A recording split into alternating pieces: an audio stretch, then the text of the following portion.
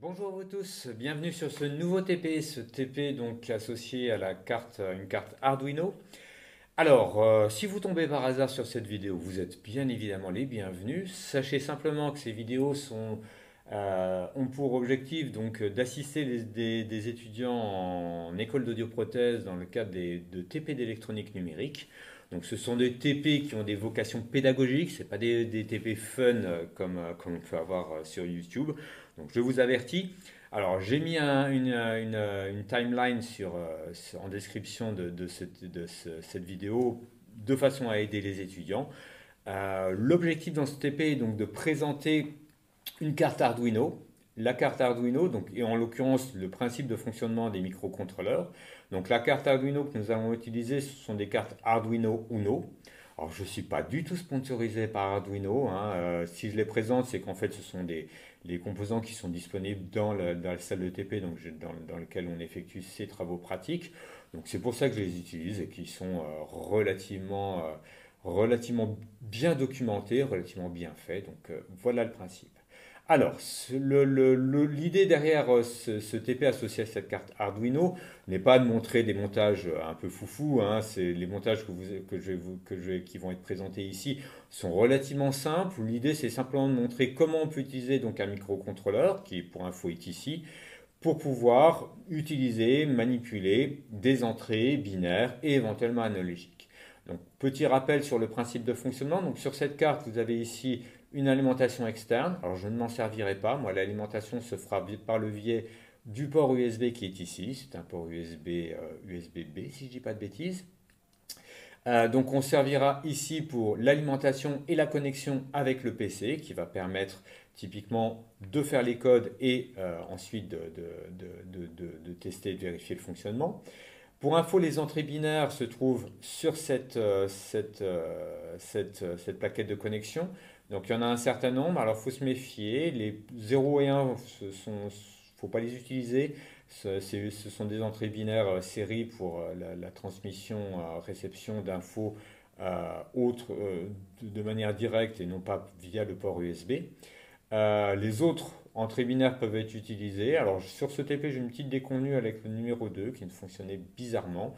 Donc dans la suite, j'utiliserai uniquement les ports 3, 4, 5, 6, 7, 8, 9 pour les entrées-sorties binaires. Alors pour info, ces pins peuvent avoir la double fonction entrée-sortie. On le verra dans le cadre du TP. Et également, donc, ce que l'on va utiliser, donc, vous voyez que sur l'autre partie de la carte, on a donc là, ce côté, ça correspond à tout ce qui est analogique. En l'occurrence, il y a deux connexions qui vont nous être très utiles.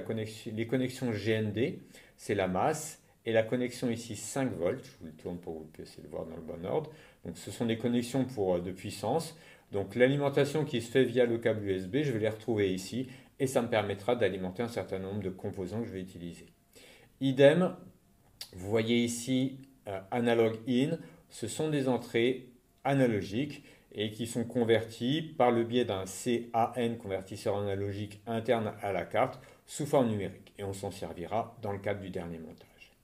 Donc l'objectif ici, ça va être d'utiliser cette carte pour faire un certain nombre de montages d'électronique numérique, d'un certain nombre de câblages, et de piloter ces câblages par le biais donc du microcontrôleur, ce microcontrôleur donc qu'on va programmer via, je vous montre ça maintenant sur l'écran, via l'interface IDE associée aux cartes Arduino. Donc cette interface, c'est un programme graphique, hein, pour faire simple, qui permet eh bien, de coder, donc d'éditer les programmes et également de les modifier et de les envoyer sur la carte. Donc là, je suis moi sous un PC qui est sous Linux.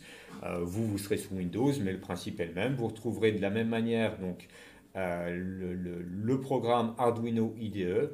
Alors IDE, j'ai oublié ce que ça veut dire. I, ça doit être pour interface et DE, je ne sais plus. Mais en tout cas, ce programme, donc Arduino IDE, permet la communication et avec la carte et également l'édition, la compilation des programmes. Donc par exemple ici, vous avez un début de programme correspondant à l'un des montages qu'on va te faire. C'est le montage qui fait intervenir un afficheur 7 segments et un potentiomètre. Et tout ça va nous servir de voltmètre. Alors cette interface, donc, comme je vous le disais, donc, elle présente donc, une interface texte qui nous permet d'éditer et corriger notre programme. Alors le langage de programmation utilisé par Arduino, c'est quelque chose qui est dérivé du C. Alors je vous montre là un autre programme. C'est le programme qui se disait pour la première partie du TP, dans lequel on va câbler une fonction logique et faire afficher ça et la commander via un bloc interrupteur et l'afficher via une LED. Donc c'est un langage de programmation dérivé du C, hein, c'est très proche du C. Voilà pour info. Donc il y a un certain nombre de commandes. Dans le cadre de ce TP, donc pour mes étudiants, les étudiants qui font ce TP avec moi, les programmes sont disponibles sur ma page web. Je mettrai le lien en description, mais normalement les étudiants là l'ont, cette page web. Donc les programmes seront préécrits, il y aura simplement des trous qu'il faudra compléter. Donc je ne vous demande pas d'être capable de programmer entièrement, coder entièrement les programmes, mais en tout cas d'être capable de comprendre ce qui se passe et de compléter les parties manquantes. Voilà pour le principe. Alors, la carte Arduino donc, se connecte via USB, je vous montre ça. Donc vous voyez que là j'ai ma connexion USB qui va au port USB de mon ordinateur. Donc c'est une connexion classique. Et pour info, sur la carte Arduino, il y a un microcontrôleur dédié qui permet donc de la communication via le port USB. Alors, sur l'interface graphique, donc, ce qui va vous servir pour vous, il y a deux choses. Donc déjà, primo, bien évidemment, le classique, l'onglet fichier avec nouveau ouvrir qui vous permet de coder, d'ouvrir un programme. Donc les programmes sont en termes d'extension, je vous montre ça dans mes répertoires. Ils ont l'extension INO, bon, c'est spécifique à Arduino. Donc il faudra les récupérer sur mon site et les compléter. Et une fois que vous avez écrit, modifié, complété votre programme, alors je vous conseille toujours de sauvegarder, enregistrer, histoire d'éviter les catastrophes. Une fois qu'on a fait le programme, le but du jeu c'est de l'envoyer sur la carte Arduino. Alors deux étapes. Première étape, vérifier, compiler, histoire de voir si votre code a été bien écrit et qu'il n'y a pas d'erreur de compilation bête. Là, je viens de le faire sur ce petit programme, compilation terminée. Et le principe, c'est ensuite, alors je vais juste revenir sur celui-ci, pareil. Donc là, j'avais deux fenêtres correspondant à deux codes différents. Je recommence la même chose. Ça, c'est pour info le programme qui va me permettre donc de contrôler mon afficheur et d'avoir mon potentiomètre pour utiliser comme voltmètre. C'est la dernière partie du TP. C'est le montage qui est actuellement à l'écran. Et donc, deuxième étape, j'y viens, ça va être de téléverser, c'est-à-dire d'envoyer le programme compilé, l'exécutable, vers la carte. Alors, avant toute chose, il faut aller déjà vérifier que la carte est bien connectée. Donc, vous voyez, je suis sur l'onglet Outils. Je vérifie déjà que j'utilise la bonne carte. Il s'agit de la carte Arduino Uno. Donc il y a différents types de cartes. Moi c'est la plus basique, si je puis dire, que j'utilise, en tout cas la plus classique, l'Uno, celle qui est le plus intéressante d'un point de vue didactique quand on veut faire de l'enseignement. Et deuxième chose à vérifier, c'est est-ce qu'il est bien connecté via le port. Alors là, le port, pour information, les appellations, ça va changer selon l'ordinateur que vous utilisez, selon le port USB que vous utilisez. Là, je suis sous Linux, c'est pour ça que j'ai cette appellation dev, TTY, A, etc. Mais là, normalement, il est bien connecté. Alors, à partir de là, donc, le principe, c'est de téléverser, uploader mon code compilé, mon exécutable sur ma carte. Et donc, si je clique, il m'indique compilation du croquis, il recommence, téléversement terminé. Donc là, normalement, l'exécutable a été envoyé sur la carte et si tout va bien, normalement, il exécute à l'heure actuelle le code que je lui ai envoyé. Voilà pour le principe. Donc, on va utiliser cette carte ici sur trois montages. Le premier montage, ce sera un montage très simple, à savoir le câblage avec le câblage d'une fonction logique qu'on visualisera, dont le résultat sera visualisé à l'aide d'une LED. Deuxième câblage, vous en avez une partie à l'écran, ce sera câbler un afficheur 7 segments relié aux entrées-sorties digitales binaires de notre carte Arduino. Et dernier TP, dernier montage, ce sera donc le montage qui fera intervenir le potentiomètre qui est là-bas, que je présenterai au moment venu, qui nous permettra donc d'utiliser les entrées analogiques et d'utiliser le convertisseur analogique de la carte. Voilà pour ce TP. Donc je vous laisse et on va attaquer tout de suite donc, avec le premier montage, à savoir le câblage d'une fonction logique, donc un montage très simple. Je répète, hein, l'ensemble de ces montages sont relativement basiques, il n'y a rien de foufou dans ces montages. L'objectif ici, c'est vraiment de montrer aux étudiants eh bien, la potentialité d'un microcontrôleur pour faire de l'électronique numérique. Allez, on attaque tout de suite avec le premier montage.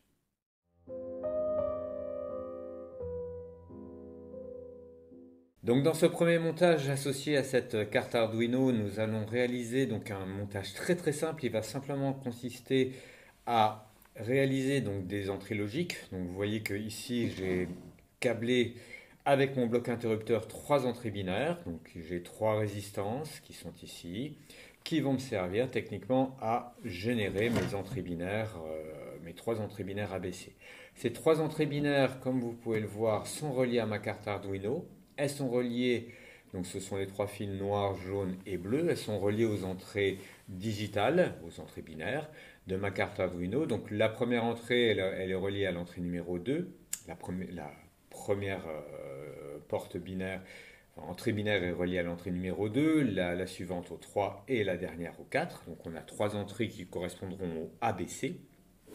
Ça correspond donc dans mon programme, vous voyez ici dans ma déclaration de variable INA, qui correspond donc à mon entrée binaire grand A est sur l'entrée numéro 2, le B sur le 3 et le C sur le 4. Donc voici pour mes entrées. Et bien évidemment, le but du jeu, c'est de visualiser le résultat qu'on va obtenir. Donc le but, c'est de faire une simple porte logique F égale B et C bar ou A bar et C. Et la sortie, la fonction logique ainsi réalisée, on la renverra sur une LED donc correspondant à la sortie numéro 5. Donc sur ma carte Arduino, vous voyez qu'il y a un dernier fil, le fil jaune là, qui est tout à fait en bas, qui repart, qui ressort, qui va donc sur une résistance, puis à une LED. Ici la résistance servant simplement à protéger la LED. Donc la LED est reliée à la masse. Alors petite précision en termes d'alimentation, vous voyez qu'ici au terme de montage, donc ma carte Arduino possède des entrées-sorties binaires qui sont sur ce côté, des entrées-sorties analogiques qui sont ici, et également on peut récupérer une masse, c'est le fil noir, c'est marqué GND sur la carte, je vais zoomer pour vous montrer ça.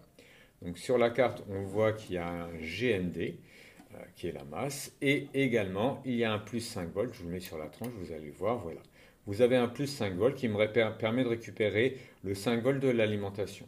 Donc ça c'est très pratique, ça m'évite de devoir utiliser une alimentation externe pour mon montage. Alors la dernière étape, ça va consister à relier donc cette carte Arduino à mon PC, à mon portable, en l'occurrence, vous utiliserez le PC fixe de la salle, mais en tout cas ici ce sera le portable. Donc j'ai pour ça un câble USB que voici, l'une des branches, l'une des bornes se met sur la carte Arduino. Allons-y. Est-ce que je suis dans le bon sens? Oui, normalement. Non, je ne suis pas dans le bon sens, je suis en train de tout défoncer. J'étais dans le bon sens. Voilà. Elle est branchée, je le branche donc en USB. Je vous dézoome ça, je vous montre. Je vous dézoome ça, je vous montre mon PC. Donc voici mon portable à côté, je le branche en USB. Et ensuite, je vous récupère sur l'écran du portable pour vous montrer donc le code. Donc voici mon code. Donc je vous ai déjà montré donc la déclaration des variables en entrée.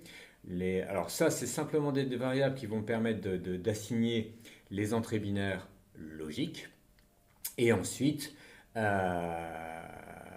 j'ai la déclaration de mes variables en tant que telles, les variables booléennes, donc ABC pour mes variables d'entrée, F pour ma variable de sortie, qui va donc me servir pour réaliser ma fonction logique. Deuxième partie du programme, donc du code Arduino, on a le void setup qui permet l'initialisation. Ça permet donc entre autres d'initialiser la sortie, à savoir que donc le pin numéro 5, qui est caractérisé par cette variable outlet, je le définis en sortie, output, et à contrario, les pins 2, 3 et 4, associés à grand A, grand B, grand C, sont associés à des entrées. Donc voilà, le setup sert juste à ça, faire l'initialisation des entrées-sorties. Le programme principal, le voici, c'est le void loop. Donc dans ce programme principal, vous distinguez, je ne le sais pas, donc les lectures de mes 3 entrées, ABC. Donc j'exécute une lecture digitale, digital read, de l'entrée A, de l'entrée B et de l'entrée C, et je mets le résultat de ces lectures dans mes variables grand A, grand B, grand C. Alors là, je vous ai rajouté donc des commandes de contrôle, serial print, qui permet, grâce au moniteur interne à l'interface IDE, de visualiser l'état de ces variables. Ça, c'est juste un point de contrôle. Je vous montrerai ça lors du fonctionnement de la carte. Étape suivante, donc, c'est le calcul de la fonction logique. Alors là, pour le coup, pour cette première partie, je vous montre le code en tant que tel, et en l'occurrence, donc, la fonction à calculer. Il n'y a vraiment rien de compliqué. Pour les autres montages à effectuer, je masquerai bien évidemment le code, histoire quand même que vous cherchiez un petit peu par vous-même. Donc la fonction à réaliser, c'est B et C bar, ou A bar et C. Donc voilà ma variable B. Le E logique est ici, c'est le double E d'imprimerie. Le C bar, c'est point d'exclamation C. Voilà comment on le définit. Le OU logique, c'est la double barre. Ça s'obtient par la combinaison Alt graphique, par la touche Alt graphique 6 sur vos claviers. Ensuite, j'ai la combinaison A bar, donc point d'exclamation A. Alors j'ai mis des parenthèses, c'est juste pour clarifier un peu l'écriture, mais ce n'est pas nécessaire. Le E logique, double E d'imprimerie. Le C et le point virgule. Je vous rappelle donc ce langage utilisé par les cartes Arduino par Arduino, c'était un dérivé du C. Donc le point virgule signifie la fin d'une expression. Et enfin, c'est pas nécessaire, mais rebelote, c'est simplement pour pouvoir contrôler ensuite, grâce à ma console, donc le fonctionnement, une écriture donc de mon résultat. Alors, je commente ici l'écriture. Donc serial print, là j'écris simplement F égale. Entre guillemets, ça va faire imprimer directement l'expression telle qu'elle est donnée, donc F égale. J'écris la valeur associée à F, serial print F, là j'écris la valeur associée à F, donc c'est une valeur booléenne, ce sera soit vrai ou faux. Et le slash n, c'est un retour à la ligne, donc je fais un double retour à la ligne ici. Et enfin, donc je mets un délai de 1000 secondes. Alors j'aurais pu le mettre autre part, en l'occurrence c'est pas très cohérent, je vais l'enlever, je vais le mettre après le digital write, donc qui est la même commande que digital read, mais en sens inverse, c'est-à-dire que cette fois-ci, j'écris la valeur de ma variable f, booléenne, sur la sortie binaire numéro 5, donc caractérisée par la variable outlet. Outlet, c'est 5, c'est une variable fixe, c'est une variable inchangée. Alors, une fois qu'on a fait ceci, reste bien évidemment maintenant à compiler et envoyer donc l'exécutable, le binaire, sur la carte Arduino. Donc c'est ce que je vais faire tout de suite. Alors, je rezoome sur la carte Arduino. Pour l'instant, la carte Arduino, je ne sais pas trop ce qu'elle fait, je ne sais pas ce qu'elle avait comme code préalablement. Là, j'ai fait le câblage, je n'ai pas encore envoyé le code, et on va le voir tout de suite. Donc, première étape, c'est compiler, vérifier que le code fonctionne correctement. Alors, pour ça, nous disposons d'outils.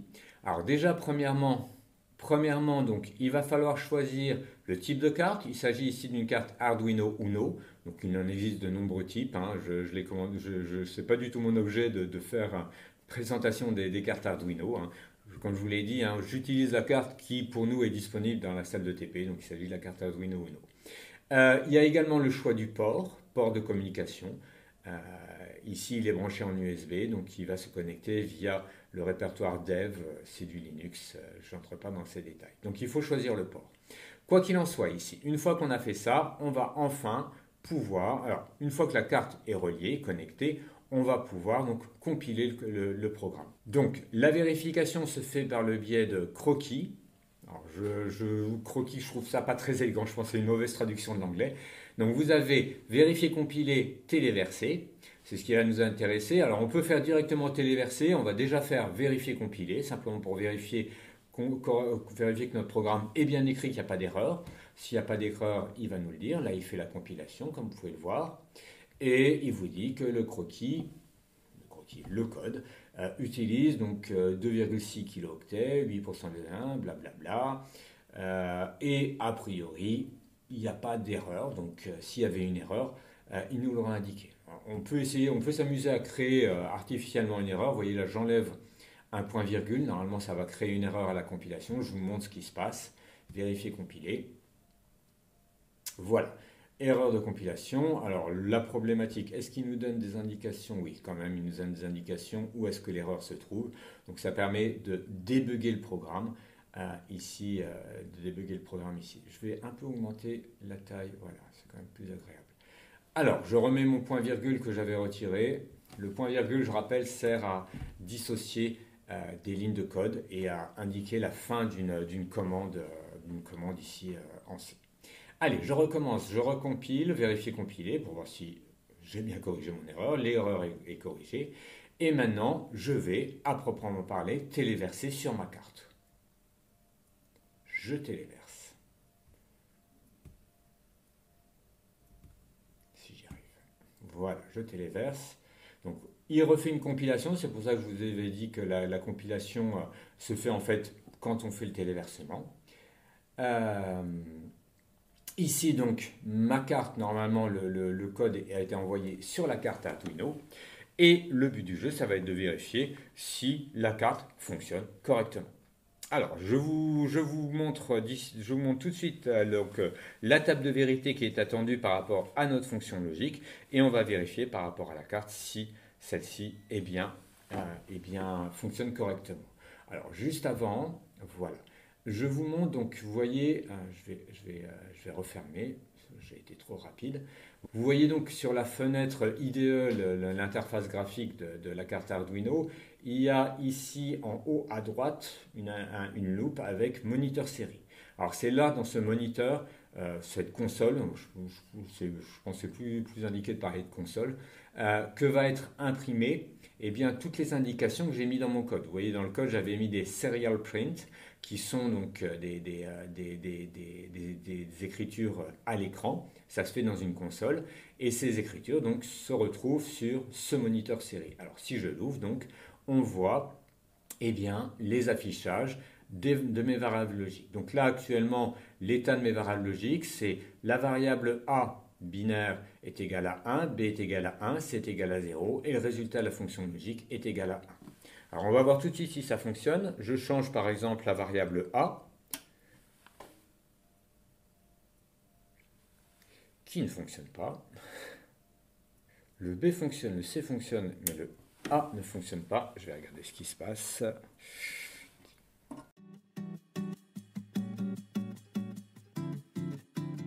Je reviens donc sur ma carte. Alors j'ai fait une petite interruption parce qu'il y avait une erreur, ça ne fonctionnait pas. L'erreur, je n'ai pas trop compris pourquoi ça ne fonctionnait pas, mais en tout cas, il y avait un souci sur l'une des entrées qui ne fonctionnait pas. Donc je l'ai changé, c'est l'entrée A qui était sur le pin numéro 2, je l'ai changé à 6, et donc là j'ai un fonctionnement en tout cas attendu. À savoir, donc là mes variables c'est A égale 1, B égale à 0, C égale à 0. Je vous montre sur la carte, donc si je change l'état de mes interrupteurs, normalement, on va voir l'état de mes variables changer en direct. Voilà, par exemple, A qui est passé à 0. Je vais faire la même chose pour B. Je vais le rebasculer sur le 1. Et au moment où je le bascule, ça apparaît au niveau de mon écran de contrôle. Je fais la même chose pour C. C passe à 1 et ça change. Et vous voyez en même temps que sur l'écran, lorsque F, la fonction de sortie, passe à 1, ma LED s'allume et inversement. Alors, on va tout de suite vérifier la table de vérité. C'est pas le bon là que j'ai. C'est celui-ci le C? Non. Oui, C est égal à 0, B égale à 1. Je vais passer celui-là aussi à 0. Voilà.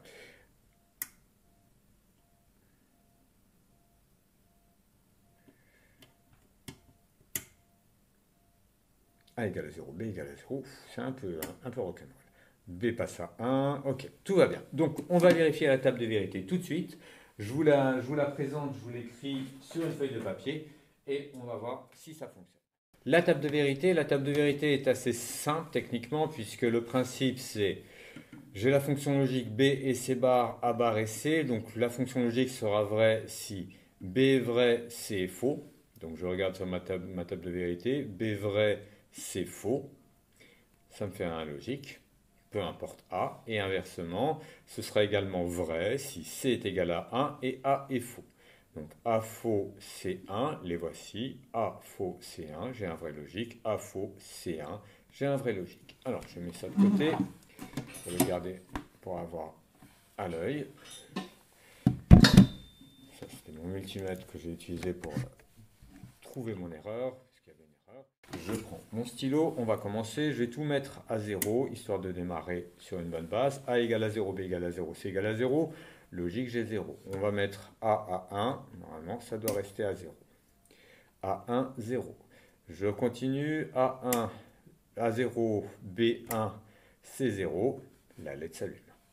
Je continue. Si on change A, vous voyez qu'il ne se passe rien. Je continue. Donc la variable suivante, ça va être C1, A0, B0. Allons-y. C1, A0, B0. Ça marche. Ensuite, j'ai C1, A1, B0, C0.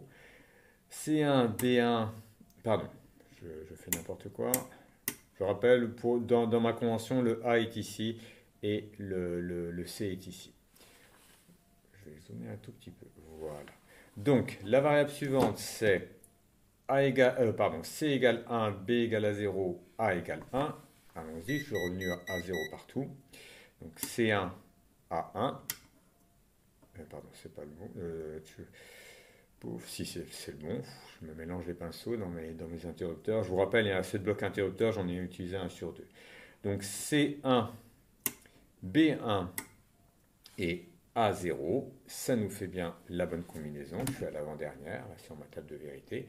C1, B1, A0. Et la dernière, lorsque tout est à 1, ça doit être égal, donc, à 0. C'est bien le cas. Donc là, j'ai vérifié, vous voyez, où vous contrôlez en même temps sur l'écran la console. J'ai bien vérifié ma table de vérité associée à ma fonction logique. Donc ce premier montage, c'était vraiment un premier montage pour montrer donc, le principe, c'est-à-dire utiliser une carte, un microcontrôleur pour réaliser donc, une opération logique. Dans les autres TP, on les a fait de façon matérielle, hardware, en utilisant donc des composants numériques correspondant à des portes logiques. Là, on le fait de manière logicielle en utilisant donc cette carte Arduino.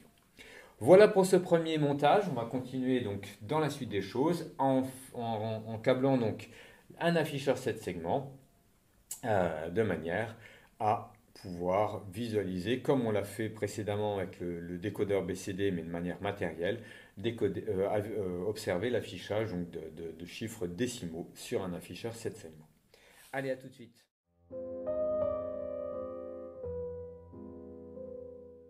Deuxième montage, donc cette fois-ci avec notre afficheur 7 segments. Je vous montre notre magnifique afficheur 7 segments. Alors méfiez-vous, les afficheurs 7 segments, il y en a de deux types, les anodes communes ou les cathodes communes. Ici, il s'agit d'un afficheur à cathode commune. Pour info, on aurait pu fonctionner avec un afficheur anode commune, mais ça aurait été moins évident en termes de codage. Alors cet afficheur, donc, je vous montre rapidement la notice, la voici. Cette notice de cet afficheur, c'est le SC0811 SRWA de Cambridge. Assez classique, donc nos 7 segments avec la codification pour le câblage. La grosse différence d'un point de vue fonctionnel, c'est donc ici, comme son nom l'indique, ce sont les cathodes qui sont communes, ce sont les pins 3, 5, 11, 16. Et les connexions se font via l'anode. Donc la cathode sera connectée à la masse. Il faudra prendre soin de relier cette masse à la masse de la carte Arduino, obligatoire. Et les entrées 1, 14, 12, 10, 4, 2, 13 associées à A, B, C, D, E, F, G seront, elles, reliées aux sorties digitales, donc les sorties digitales qui seront assignées comme sorties, les sorties digitales de la carte Arduino. Voilà pour le principe. Donc le montage, je l'ai fait en off, histoire de non plus pas perdre trop de temps. Ce sont des montages qui ont déjà été faits qui ont déjà été effectués sur un autre TP. Donc vous voyez que ici la simple, donc c'est peut-être pas très lisible. Donc j'ai défini une ligne de masse. C'est la ligne qui est ici, c'est la ligne portant la lettre C, si je dis correctement. Voici cette ligne. Alors cette ligne de masse, ici j'ai rajouté, donc elle est connectée à la broche numéro 16 ici de mon composant, la broche 16, la voici. Cette broche 16, c'est l'une des broches associées à la cathode commune. Et j'ai mis une résistance ici de 200 ohms, histoire de limiter le courant qui allait circuler, histoire de protéger l'afficheur, parce que l'afficheur, si on ne met pas de résistance de protection, voilà, sa durée de vie devient limitée. En plus, je ne suis pas sûr des capacités de courant qui est capable de fournir la carte, donc j'ai préféré éviter tout problème. Alors, vous voyez, il y a un grand fil blanc, je vais dézoomer ici. Ce fil blanc, donc, il est relié à ma ligne de masse, au GND, ici, de ma carte Arduino. Ensuite, donc, les connectiques associés à mon afficheur. Donc, le A, c'est le pin numéro 1 de mémoire, etc. Le B est ici, c'est le pin 14. Sont reliés aux sorties, entrée-sortie binaires. J'espère que j'ai rien décablé en le touchant. Reliés aux sorties binaires. Alors, je vais essayer de pencher sans trop toucher. Donc, ici, histoire de ne pas reproduire l'erreur que j'avais déjà faite au premier TP, j'ai laissé tomber l'entrée numéro 2. J'ai commencé par le 3, 4, 5, 6, 7, 8, 9 pour les 7 sorties correspondant au LED A, B, C, D, E, F, G. Le A étant donc le numéro 3 et le G le numéro 9. Si j'ai débranché quelque chose, il va falloir que je le remette. Je ne sais pas où il était. Ok, il va falloir que je vérifie où est-ce que c'est. Ah, c'est le G. Et le G, je le fais en même temps direct, c'est le 13, d'accord. Donc le G, normalement, il doit aller ici. Ça, c'était le 14. Ok, 14, 12, 13. Le voici, je l'ai remis. Ok, donc je dézoome. Donc ici, j'ai débranché ma carte. Je vais basculer donc sur le code, vous montrer un peu le code. Alors pour le coup, là, sur le code, je ne vais pas tout vous dévoiler. Je vais flouter certaines parties. Puisque le but du jeu, c'est quand même que vous fassiez un minimum, un petit peu de programmation. Donc, je ne vais pas tout dévoiler. Je vais vous présenter donc ce qui fait partie donc du code, que je fournis, puisque les codes pour ce TP sont déjà partiellement écrits. Donc, je vous présente le code. Donc, de nouveau, vous voyez sur mon code. Donc là, je suis tout en haut de la page de mon code. J'ai défini mes variables, donc en fait là je n'ai fait que définir les pins qui vont être associés donc, aux sorties binaires, donc les A, B, C, D, E, F, G associés aux 7 segments de ma sortie binaire. Donc comme je vous le disais là sur le montage, la sortie numéro 3 c'est associé au segment grand A, au segment A, petit a sur les notices, le 4 au B, etc. etc. Donc ça éventuellement on aurait pu l'écrire de façon en dur, c'est-à-dire sous forme numérique, ici dans la partie setup, mais je préfère toujours les définir sous forme de variable. Ça permet, s'il y a éventuellement une entrée-sortie qui ne fonctionne pas, de changer très rapidement dans le code. Voilà. Alors, vous voyez donc de nouveau la partie void setup. Void, c'est l'appellation classique en C pour désigner un programme, une fonction qui ne retourne rien, une fonction vide. Ça ne veut pas dire qu'elle fait rien, mais simplement c'est l'appellation classique. Setup, donc c'est la mise en place, l'attribution du rôle des sorties. Donc ici, pour chacune de mes 7 sorties, 3, 4, 5, 6, 7, 8, 9, je les déclare en mode output, donc elles vont servir de sortie. C'est le but du jeu. Et donc ensuite, dans mon programme principal, vous voyez que apparaît dans mon programme principal, le voici en entier, des appels de fonctions, display 0, avec ensuite un délai. Alors le délai, je vous rappelle, ce sont des microsecondes. Donc 1000 microsecondes, ça fait une seconde. Donc j'ai un délai d'une seconde typiquement entre chaque affichage.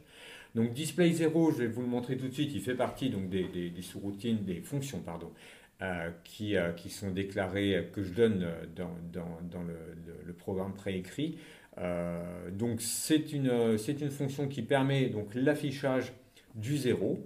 On va voir ça tout de suite. Donc ici, mon programme principal, mon void loop, euh, me donne l'affichage du zéro, puis du un, puis du 2, du 3, du 4, du 5, du 6, du 7, du 8, du 9. Et une fois que c'est fini, rebelote, redémarrage au zéro. Donc l'affichage se fait par la biais de s'appelle de fonction. J'ai préféré donc avoir des fonctions distinctes, histoire de hiérarchiser et de clarifier un peu mon programme. Donc display 0, je vous le montre. Voici la fonction. Alors j'ai plusieurs fonctions. Là j'ai une fonction full display, clear display qui permet soit de faire afficher tous les LED, un éclairage complet, ou soit de tout effacer. Je ne les appelle pas actuellement dans mon programme, mais c'était pour faire des tests. La fonction, donc la première fonction qui est appelée dans mon programme principal, la voici, c'est le void display 0. Et donc, dans cette fonction, on retrouve donc cet appel à la fonction interne digital write qui permet eh bien, d'envoyer une instruction sur l'une ou l'autre des sorties. Donc ici, les sorties sont indiquées par les variables out A, B, C, D, E, F, G qui réfèrent au numéro de sortie 3, 4, 5, 6, 7, 8, 9. Et à chaque fois, donc, je leur précise si la sortie doit être un niveau haut ou un niveau bas. Et le choix se fait bien évidemment selon la graphie, ou en tout cas le choix graphique associé au zéro. Le zéro, eh bien, pour afficher le zéro, je vous montre ça à l'écran. Le principe du zéro sur mon afficheur, le voici mon afficheur, je vais essayer de faire une jolie image. Voici, le principe pour afficher le zéro, c'est que la LED A, B, F, E, c'est le E, oui, le E, C et D soient allumés et que le G soit éteinte. Donc techniquement, il faut que j'envoie une commande par le biais de Digital Write pour que la sortie A soit un état haut, la sortie B soit un état haut, C un état haut, D un état haut, E un état haut, F un état haut et G un état bas. Et ça me donne lieu à l'affichage donc du zéro. Même principe, je vous le montre et après, je n'en dévoile pas plus. Je pense que vous avez compris. Pour l'affichage du 1, vous voyez que l'affichage du 1, je dois avoir techniquement uniquement le B et le C qui doivent être illuminés. Tous les autres LED doivent être éteintes. Et donc, on voit ici que seul le B et le C, les sorties B et C sont placées en état haut. Toutes les autres sorties sont placées en état bas. Donc ensuite, les autres chiffres associés à cet affichage décimal, c'est à vous de le faire. Donc il faut refaire à chaque fois ces fonctions. Il va falloir en créer donc une pour chacun des chiffres de l'affichage décimal. Et ensuite, le but du jeu, c'est donc de relier la carte Arduino, ce que je fais immédiatement. Je vous montre quand même ce que je fais tant qu'à faire. Là, j'utilise mon PC, hein, mais bien évidemment, vous utiliserez éventuellement j'utilise mon portable, pardon, et vous utiliserez éventuellement le, le, le PC qui est à disposition dans la salle. Alors là, la carte fonctionne d'entrée de jeu puisque je l'avais déjà testé hors écran. Alors, je refais la procédure, donc je vérifie déjà que mon code est bien écrit. Donc, je vais faire donc, une vérification compilation. C'est juste une sécurité pour savoir si tout va bien. Tout va bien. Allons-y, je le téléverse. Alors pour le coup, j'ai fait aucun affichage. Alors, il y a une erreur qui est survenue. Ok, d'accord.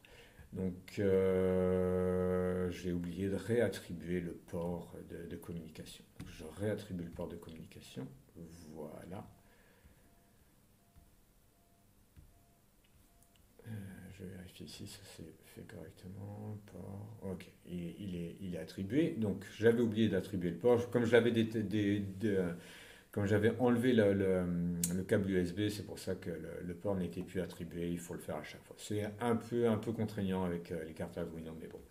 Allons-y, je téléverse. Donc, normalement, ça devrait être bon. Ok, compilation, téléversement terminé. Et donc, comme je vous le disais, vous voyez ici, je vous fais un zoom. Donc, mon afficheur 7 segments qui affiche successivement les différents chiffres décimaux 0, 1, 2, 3, 4, 5, 6, etc. Le 7, le 8, le 9, le 0 et ainsi de suite. Donc voilà, donc ici, comme vous pouvez le voir, le principe, en tout cas le fonctionnement est strictement identique que le fonctionnement qu'on avait obtenu lorsqu'on avait fait ce câblage avec l'afficheur, mais avec le composant, le décodeur BCD, donc en faisant un câblage matériel, hardware. Ici, on a fait une réalisation software.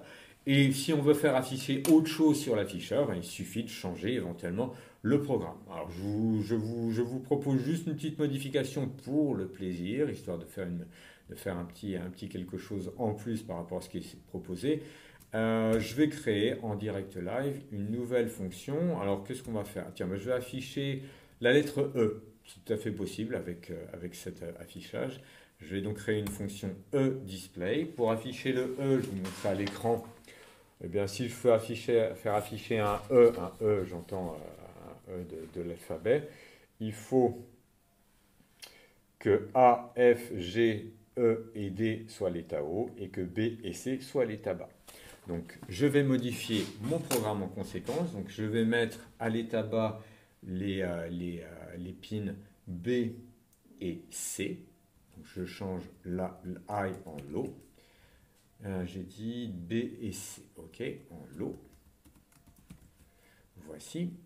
Je vais rajouter une petite ligne dans mon void loop et je vais faire appeler, donc on a dit qu'il s'appelait eDisplay. J'aurais pu être plus logique en l'appelant display E. C'est pas grave. Donc les parenthèses, c'est parce qu'il n'y a pas d'appel il n'y a pas de passage d'argument dans cette fonction, donc les parenthèses ouvertes, fermées, simplement parce qu'il n'y a pas de fonction, de variable donnée ou reçue par le biais de la sous-routine. Et je vais mettre un délai un peu plus long, donc j'étais à 1000 microsecondes, je vais mettre 5000 simplement pour que ça s'affiche proprement. Je vérifie en direct donc, que mon programme compile toujours. Ah, j'ai une erreur. Ok, c'est un misspelling. Display, il n'a pas trouvé la sous-routine. Je recommence. Ok, beaucoup mieux. Et je téléverse. Et normalement, donc, la carte se réinitialise, redémarre. Et voilà, il m'affiche un magnifique E avant de réafficher, donc, puisque c'est le principe du programme principal, les chiffres de 0 à 10. Voilà cet exemple donc d'utilisation de la carte Arduino, donc cette fois-ci sous forme logicielle pour commander cet afficheur. Alors on va passer à la suite du TP. Donc la suite du TP, on va toujours utiliser l'afficheur, mais cette fois-ci on va en plus le commander par le biais d'une entrée analogique. Donc on va utiliser pour la dernière partie le convertisseur analogique numérique inclus dans la carte Arduino pour faire afficher sur notre afficheur une valeur proportionnelle liée à cette entrée analogique. Allez, je vous explique ça tout de suite dans cette dernière partie du TP.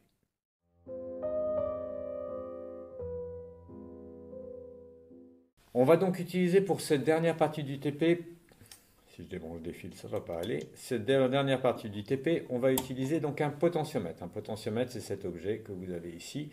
C'est une résistance variable techniquement. Donc on a 3 broches sur ce potentiomètre que vous voyez ici, sur lesquelles on a connecté 3 fils de manière pratique. Alors ces fils, je vais les mettre sur ma plaquette. Ce sera plus facile pour faire les mesures et pour vous montrer le principe de fonctionnement d'un potentiomètre. Donc là, ce n'est pas le montage définitif que je suis en train de faire, mais c'est simplement un montage partiel pour pouvoir tester. Alors je vais zoomer un petit peu avec... Vous voyez ce que j'ai fait. Donc j'ai juste mis mes câbles sur ma plaquette, les câbles associés à mon potentiomètre sur la plaquette, de manière à pouvoir tester tout ça. Je dézoome pour que vous puissiez voir le multimètre en même temps. Mauvais reflet. Voilà. Donc ce potentiomètre, c'est un potentiomètre qui au maximum correspond à une résistance de 1 mégaohm. C'est la valeur maximale qu'on obtient entre les deux bornes externes du potentiomètre, c'est-à-dire cette borne et cette borne. Et la borne centrale, c'est la borne variable.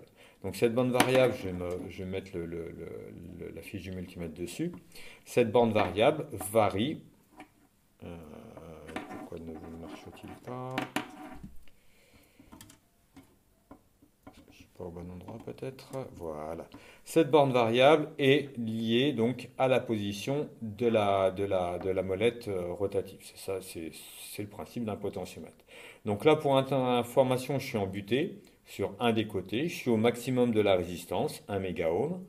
Et quand je tourne le potentiomètre, là je suis en train de le faire tourner, la résistance varie, elle chute et je vais pouvoir la faire varier et elle va atteindre le minimum, c'est-à-dire 0 ohm. Donc c'est une résistance variable variant entre 0 et le maximum, à savoir ici 1 mégaohm. Alors le 1 mégaohm, c'est parce que c'était disponible dans la salle. N'allez pas trop chercher, c'est pas non plus très très important la valeur intrinsèque ici de ce potentiomètre. Alors, sur le principe de fonctionnement, donc ce potentiomètre, on va l'utiliser dans le montage. Donc, on va rajouter juste une petite résistance pour éviter de faire un court-circuit. Ce serait dommage quand même. Donc, le potentiomètre, on va le relier entre la masse et le plus 5 volts. Vous voyez que sur ma carte Arduino, je vous fais un petit zoom, j'ai mis deux fils, le blanc et le jaune, qui sont reliés respectivement au GND et aux 5 volts, aux deux bandes GND 5 volts. Donc j'ai ramené ça sur ma plaquette et ça va me permettre donc d'alimenter mon potentiomètre. Alors simplement, je vais rajouter ici une résistance, je vais prendre 1 kilo-ohm typiquement. Le but du jeu, c'est simplement que lorsque j'aurai mon potentiomètre qui sera au minimum de sa valeur, on ne fasse pas un court-circuit. C'est aussi bête que ça. Donc j'aurai typiquement une tension résiduelle de quelques volts, même quand mon potentiomètre est à zéro, simplement lié à cette résistance de protection. Ok, je fais le câblage et je vous montre tout ça d'ici quelques instants.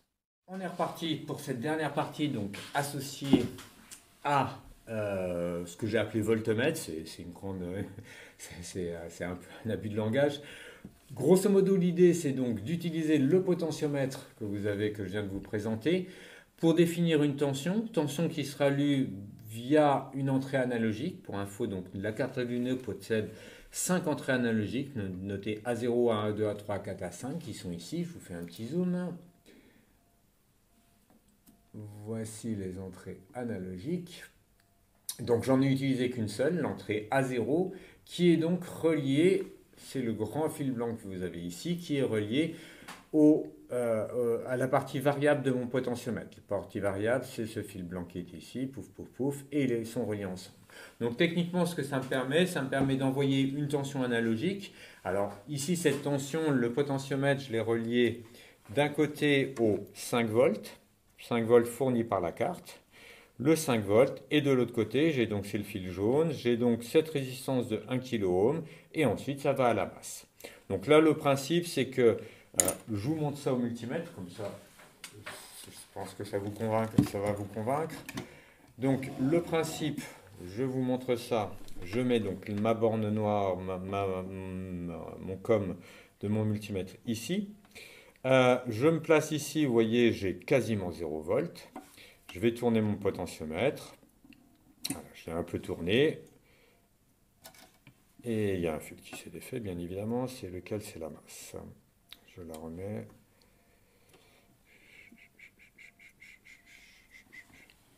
Je remets ma masse. Ok. Voilà. Donc, je recommence. Donc là, j'ai une tension. Pouf, pouf. Je vais mettre le potentiomètre de côté pour que ce soit... J'ai toujours une tension de 0. Et si je me mets au niveau de mon potentiomètre, de la sortie de mon potentiomètre, là, voici, j'ai une tension de 2 volts. Donc, vous voyez, si je fais varier le potentiomètre, ma tension varie typiquement entre minimum quasiment 0. Alors, le fait que ce ne soit pas exactement 0, c'est lié à cette résistance de 1 kΩ. La résistance de 1 kΩ, elle est juste là en protection. Ça fait 1000 fois plus petit que la résistance totale, donc c'est quasiment négligeable d'un point de vue technique, c'est pratiquement à zéro. Et donc si j'augmente, là je suis en train de tourner mon potentiomètre, vous ne voyez pas à l'écran, mais en tout cas vous voyez le voltmètre, le multimètre en mode voltmètre qui augmente, et là je suis en butée de l'autre côté, et j'ai quasiment 5 volts. Donc là, j'ai simplement un potentiomètre qui me permet de faire varier la tension entre 0 et 5 volts. Alors, sur le principe, donc, comme je vous le disais, la sortie variable du potentiomètre est reliée à l'entrée analogique de mon afficheur. de mon afficheur, ma carte Arduino. Donc je reviens sur le code en lui-même. Le code, le voici. Donc le code, le début de code est strictement identique. À savoir, j'ai toujours défini, c'est de la même manière, mes sorties à mes pins, pardon, correspondant aux 7 sorties de mon afficheur 3, 4, 5, 6, 7, 8, 9, associées à A, B, C, D, E, F, G. Par contre, j'ai défini une nouvelle variable. Vous voyez que j'ai appelé une nouvelle variable que j'ai appelée val, de façon très très originale. Et de nouveau dans le setup, rebelote, c'est la même chose qu'on avait déjà dans le précédent code.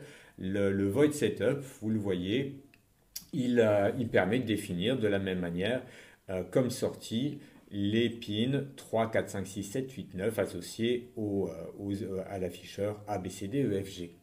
Voilà pour le principe. Alors, là où c'est un petit peu nouveau, c'est donc on va faire ici, on va se servir donc de la carte Arduino et en l'occurrence du convertisseur analogique de la carte Arduino.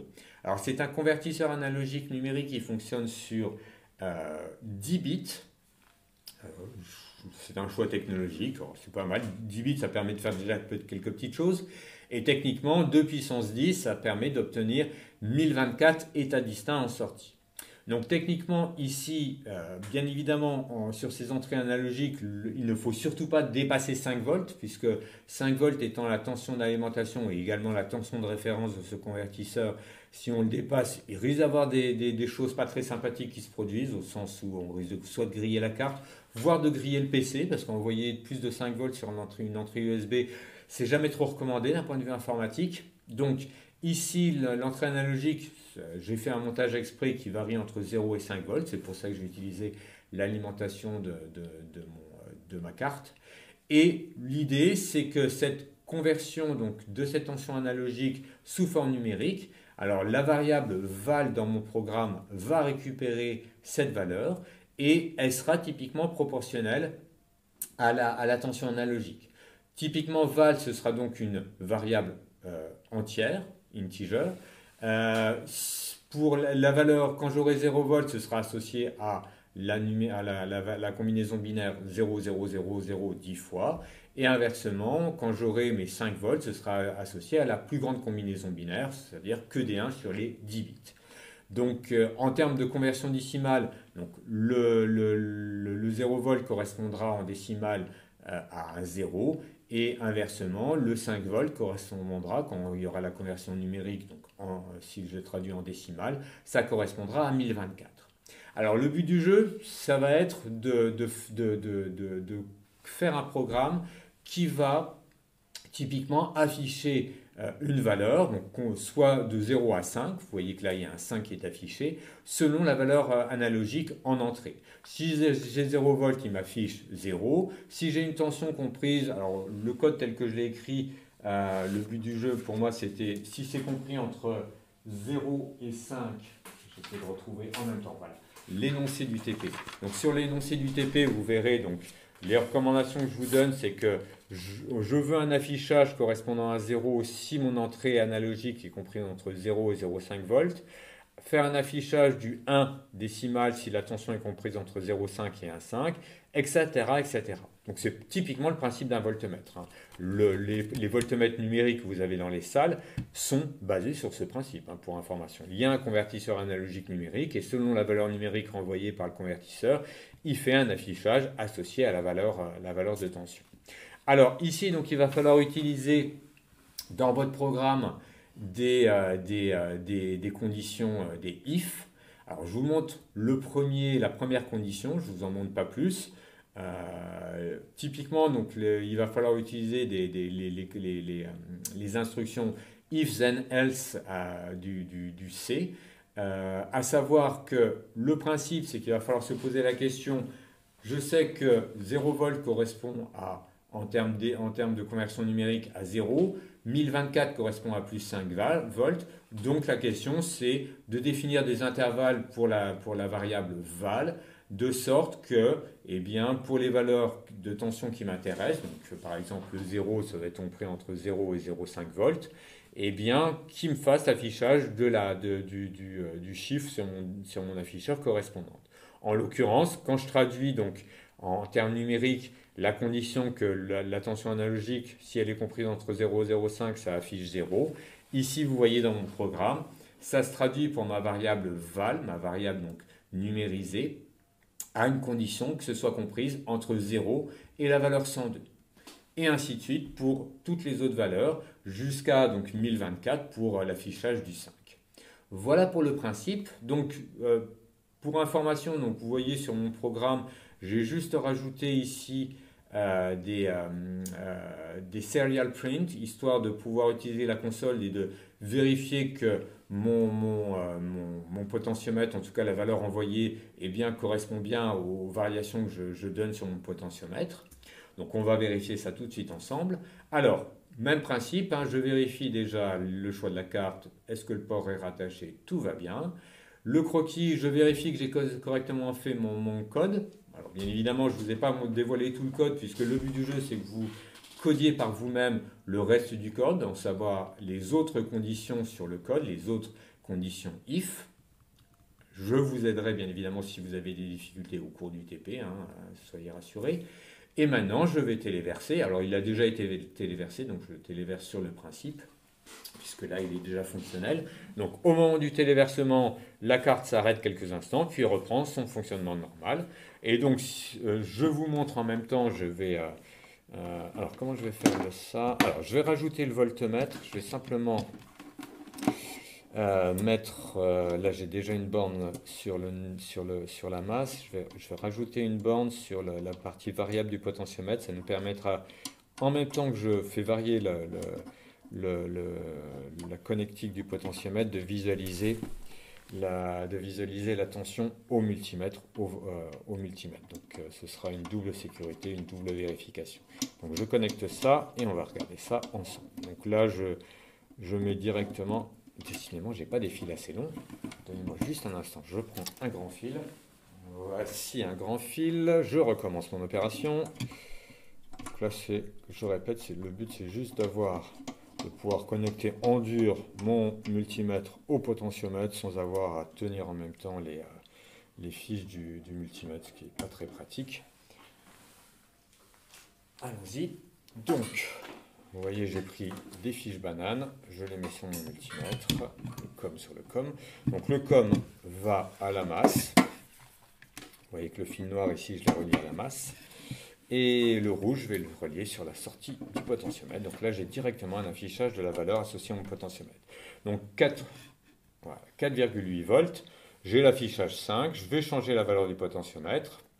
Je diminue. 4,2 volts. Il m'affiche 4.